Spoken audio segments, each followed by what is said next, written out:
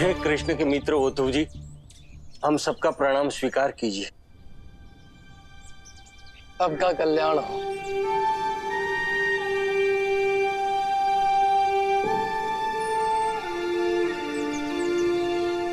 आप लोग किसे ढूंढ रहे हैं? मैं आपके सम्मुख खड़ा हूं। हम ये देख रहे हैं कि आप हमें कृष्ण के पास किस मार्ग से ले जाने वाले हैं।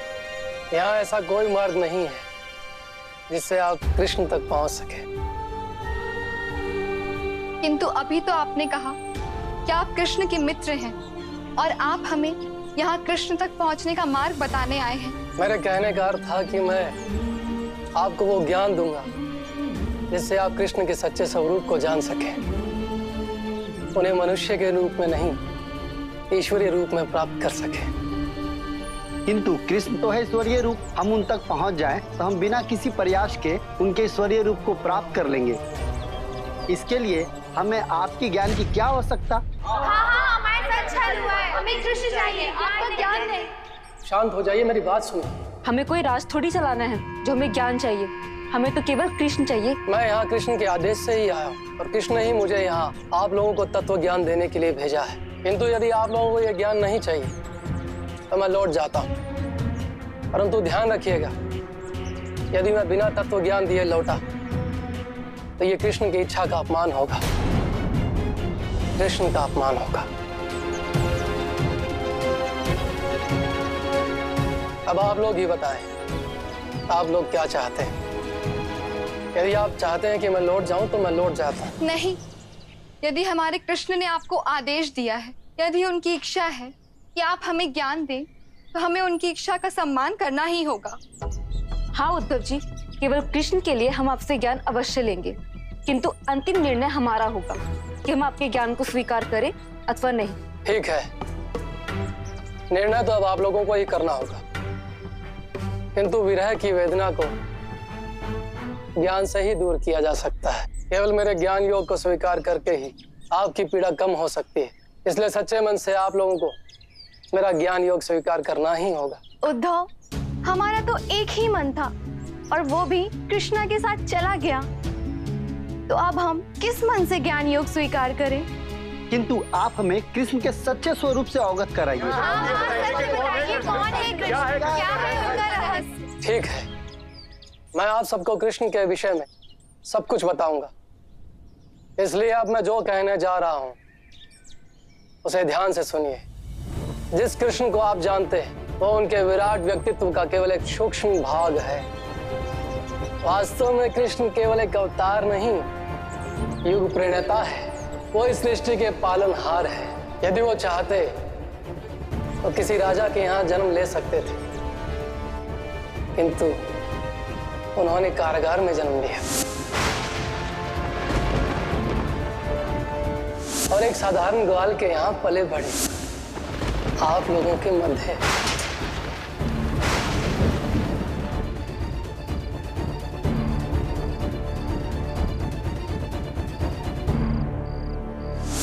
किंतु उद्धव जी, कृष्ण के कारागार में जन्म लेने के पीछे क्या कारण था? क्योंकि उस समय संपूर्ण सृष्टि और धर्म के बंधन में थे। कोई भी स्वतंत्रता पूर्वक भक्ति नहीं कर सकता था। इसलिए भक्तों की उस पीड़ा को आभास करने के लिए, उनके दुख को ठीक ढंग से समझने के लिए उन्होंने कारागार में जन्म लिया। किंतु बाल्यकाल से उन्होंने संसार को एक नई सीख दी कि केवल अत्याचार करना ही नहीं, अपितु अत्याचार सहना भी अधर्म है। और इसलिए बाल्यकाल से जो भी अत्याचारी असुर गोकुल में आए, भगवान कृष्ण ने उन सब का संहार किया, चाहे वो अगासुर हो या बकासुर या पूतना या कालिया नाग। और केवल अत्याचारियों और असुरों के विरुद्ध ही नहीं, कृष्ण ने देवताओं के अहंकार के विरुद्ध भी मनुष्य को लड़ना और जीतना सिखाया। और जब कुपित होकर इंद्रदेव ने घनघोर वर्षा प्रारंभ कर दी, तब नन्हे कान्हा ने वृंदावन वासियों की सुरक्षा के लिए गोवर्धन पर्वत को अपनी उंगली पर धारण कर लिया।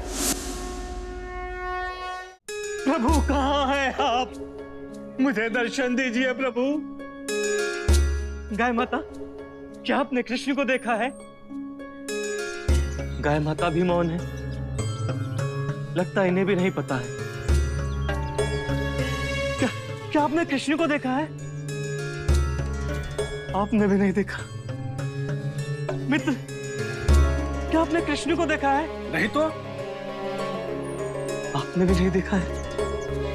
अब मैं किससे पूछूं कि कान्हा, हे माखन की मटकियों, तुम्हारे पास तो कान्हा अक्सर आते हैं। क्या तुम्हें पता है कृष्ण कहाँ है? तुमको भी नहीं पता है तो मुझे कौन बताएगा कि मेरे कृष्ण गोपाल कहाँ है?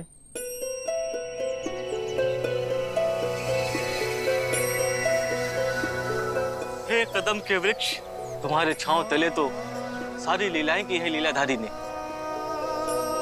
क्या तुमको भी नहीं पता है कि कहाँ है लीलाधारी? बताओ मुझे, किसी ने तो कृष्ण को देखा होगा। हे मृग, हे मयूर, हे पक्षियों, मुझे बताओ, क्या तुमने कृष्ण को देखा है? कोई कुछ नहीं बोलता, सब मौन है। अब मैं क्या करूं? कहां जाऊं? कहां ढूंढूं अपने कृष्ण को? देवगुरु, आप मौन क्यों हैं? और कौन है प्रभु के भक्त जो कण कण में प्रभु को ढूंढ रहे हैं? देवराज, ये नारायण के परम भक्त जड़ भरत है। गुरुदेव, किंतु कौन है ये जड़ भरत? जड़ भरत की यात्रा केवल इस जन्म की नहीं है, अभी तो वो पूर्व के कई जन्मों से प्रभु नारायण के परम भक्त हैं।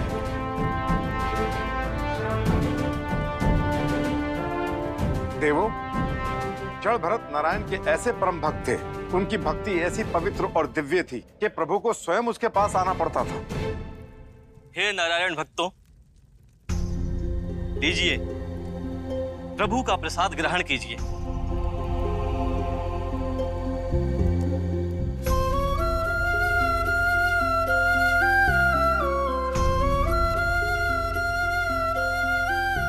ऋषिवर क्षमा करें, रहते दिन की भांति आज भी प्रभु का प्रसाद आपके पास आने से पूर्व ही समाप्त हो गया। आप नारायण के इतने बड़े भक्त हैं, आपके हाथ से दिया गया अन्न भी प्रसाद के समान है। कृपा करके मुझे अन्न या फल दे दीजिए। जैसी आपकी इच्छा। दास,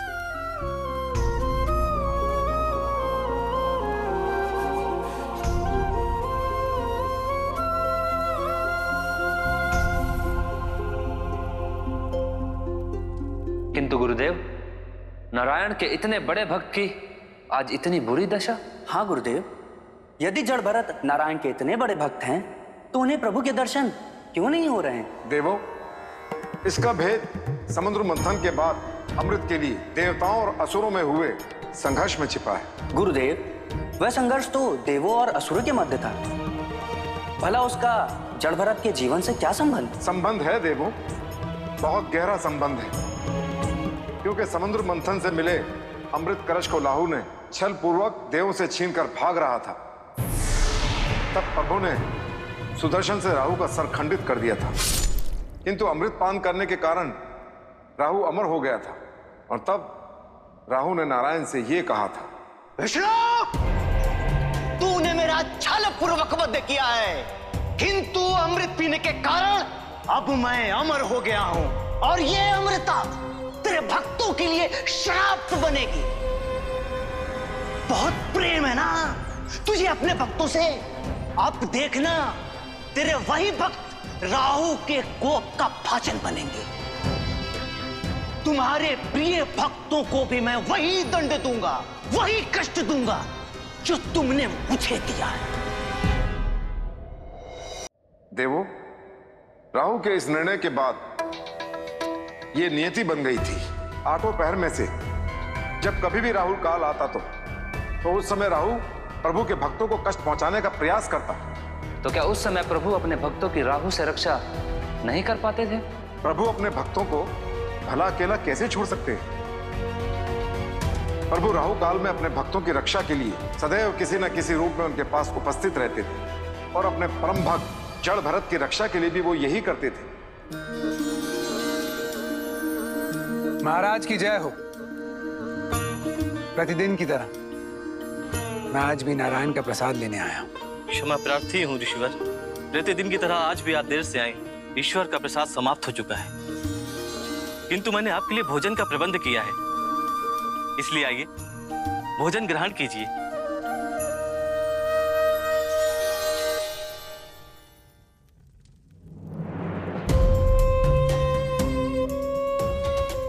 ये विष्णु राहु काल में अपने भक्तों की रक्षा करने के लिए प्रतिदिन उनके पास आ जाता है, किंतु विष्णु मैं राहु हूं, राहु। अरे तू जितनी चाहे अपने भक्तों की रक्षा कर ले, तेरे भक्तों को राहु का दंड भुगतना ही पड़ेगा।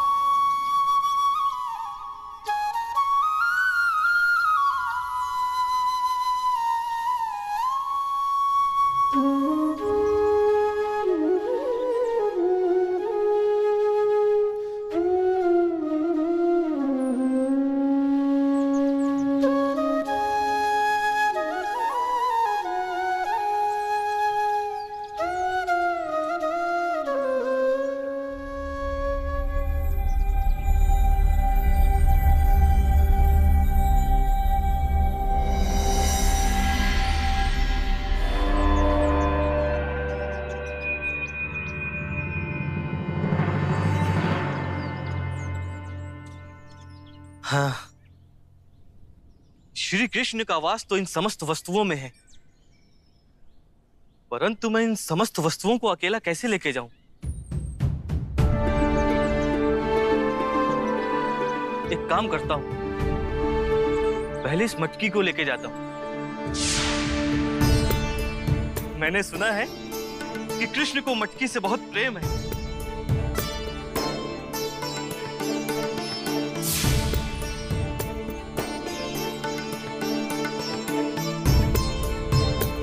किंतु इस बैलगाड़ी के पहिए में वास करने वाले कृष्ण को कैसे छोड़ दूं?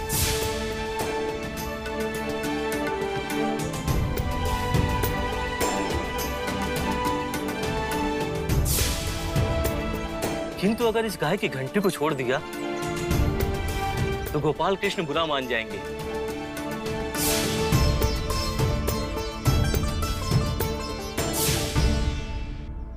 किसको छोड़ूं और किसको साथ लेके जाऊं? क्योंकि कृष्ण तो कण कण में व्याप्त है और मैं अकेला। अब मैं क्या करूं?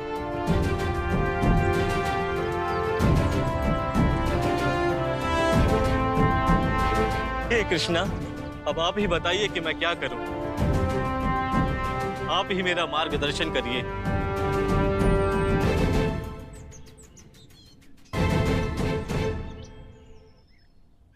क्या हुआ मित्र?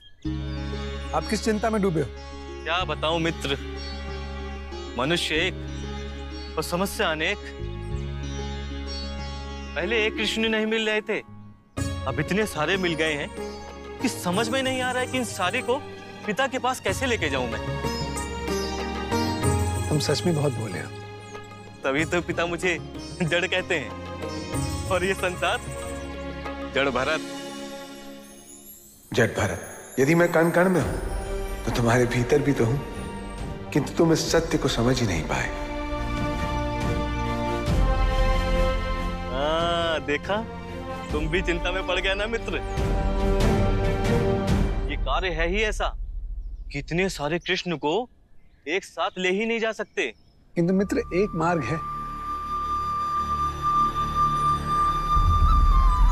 चाहे आप कुछ कहें अथवा नहीं, परंतु अब आपकी आत्मा स्वयं ये कह रही होगी कि मैं ही हूं आपका वास्तविक द्वारिकाधीश। मैं ही हूं आपका पौंड्रिक वासुदेव।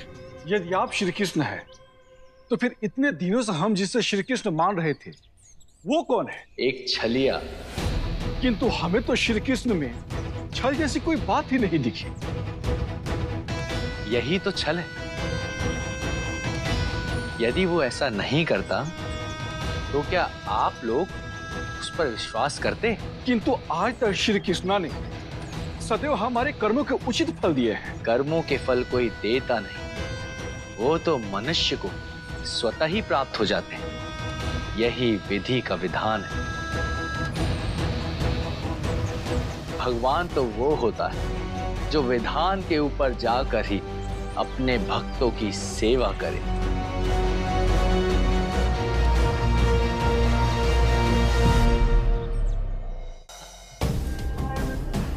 कृष्णा, देखो, आज मैं तुम्हारे महल तक पहुंच गया और अब एक समय ऐसा आएगा जब इस पूरी द्वारिका में एक ही नाम की जय जयकार होगी, पौंड्रिक वासुदेव की, पौंड्रिक कृष्ण की। पौंड्रिक, अधर्म की जय कभी नहीं हो सकती। देवी रुक्मणी को पौंड्रिक का प्रणाम। यदि अपनी भलाई चाहते हो तो द्वारका से अभी इसी वक्त चले जाओ पौंड्रिक। देवी, ये द्वारिका तो मेरी है। हाँ, मैं अपने भक्तों के साथ सदैव सदैव के लिए वास करूंगा, तो मैं यहां से कैसे चला जाऊं? देखिए, द्वारिका का रिक्त सिंहासन मेरी प्रतीक्षा कर रहा है, तो मुझे तो इसे धारण करना ही होगा। ठहर जाओ। तुम ये मत समझना कि प्रभु यहाँ नहीं है तो मैं द्वारका की रक्षा नहीं कर सकती।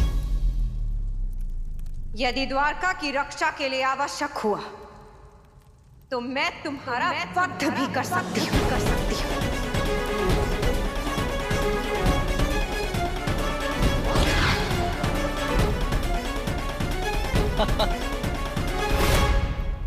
ये तो मेरे सौभाग्य की बात है कि मेरा वध देवी रुक्मणी के हाथों होगा।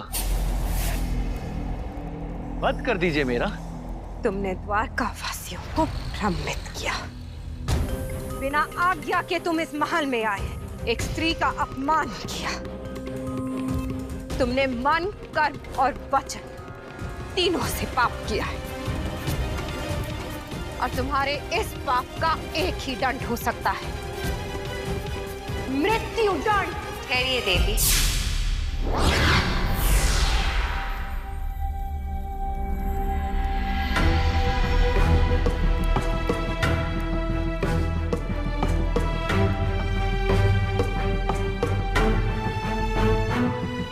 बहुत समय हो गया, अब तक जट भारत को आ जाना चाहिए था।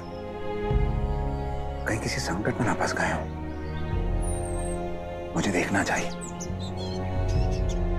देवी, आप वो भी एक पापी के हृदय में? देवी, मैं आप ही का प्रतिरूप हूं, जिसे पौंड्रिक ने अपने हृदय में धारण किया है। यदि आपने इसका आहित किया तो आपको अपने ही इस रूप के साथ युद्ध करना होगा। आप एक पापी की रक्षा कैसे कर सकती हैं देवी? क्योंकि आपने पौंड्रिक को ये वचन दिया था। अपने उस वचन का स्मरण कीजिए देवी।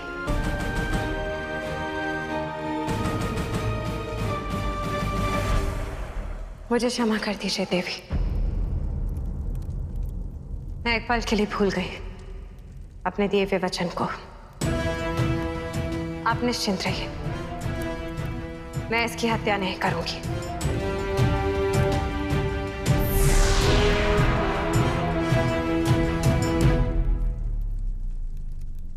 देवी, किस बात की प्रतीक्षा कर रही हैं आप? आगे बढ़िए, मेरा वध कीजिए। तुम अच्छी तरह से जानते हो पौंड्रिक, मैं तुम्हारा वध नहीं कर सकती है। मैं जानता हूं देवी, मैं तो बस आपको स्मरण कराना चाहता था और अच्छा हुआ जो आपको स्मरण हो गया। अब आपकी आज्ञा हो तो मैं सिंहासन धारण कर लूं। वैसे मैं जानता हूं कि आप मुझे कुछ नहीं कहेंगी, क्योंकि आप भी यही चाहती हैं कि मैं इस सिंहासन को ग्रहण करूं। तो देवी फिर आज्ञा दीजिए।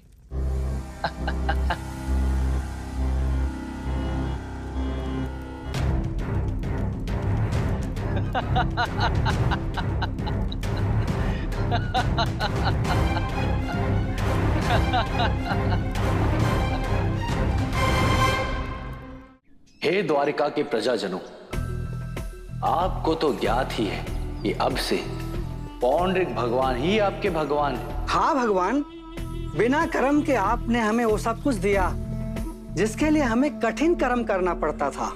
इसीलिए आज्ञा कीजिए, हम आपकी क्या सेवा कर सकते हैं?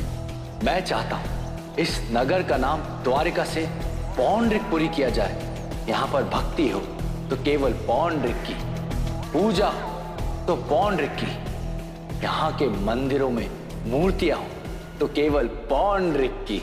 उत्तम विचार है भगवान, लेकिन भगवान श्री कृष्ण का क्या होगा? अस्तित्व मिटा दूंगा मैं उस छलिए का जिसने मेरी प्रजा को इतने वर्षों तक छला है। ये मेरा आदेश है कि आज से कृष्ण के सभी मंदिरों को ढक दिया जाए और उनके स्थान पर पौंड्रिक भगवान के नए मंदिरों का निर्माण किया जाए, क्योंकि पौंड्रिक के स्थान पर केवल एक ही भगवान हो सकते हैं और वो है स्वयं भगवान पौंड्रिक। बोलो पौंड्रिक भगवान की जय। हे मां काली, आज आपके दर्शन हो गए, हमारी सारी मनोकामनाएं पूरी हो गई। तुमने सैकड़ों मनुष्य का जीवन लिया है, तुम सबके अपराधों का एक ही दंड है, मृत्यु। मृत्यु।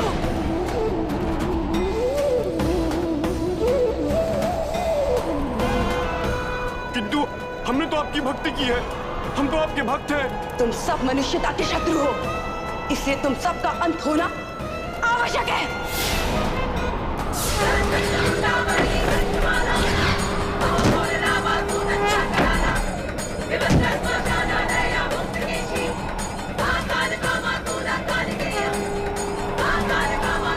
शांत हो जाइए माता, शांत हो जाइए।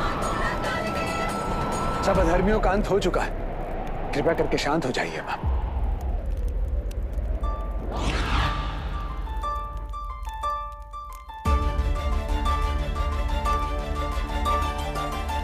हे माता, आपने पुनः अधर्म का विनाश किया और धर्म की स्थापना की है। ये संसार सदैव आपका आभारी रहेगा।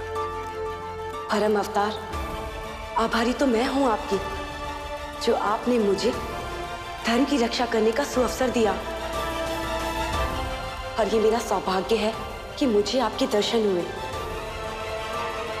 अब प्रभु आज्ञा दीजिए मुझे।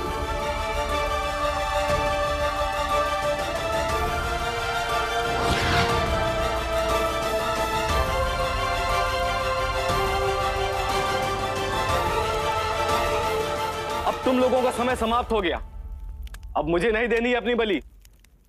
मैं कहता हूं मेरी आंखें खोल दो।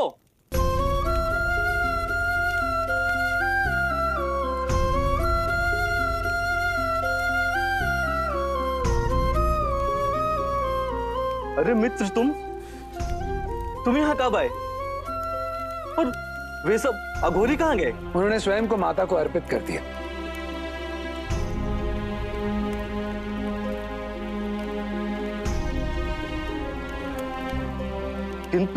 किंतु ये मेरी बलि देने वाले थे।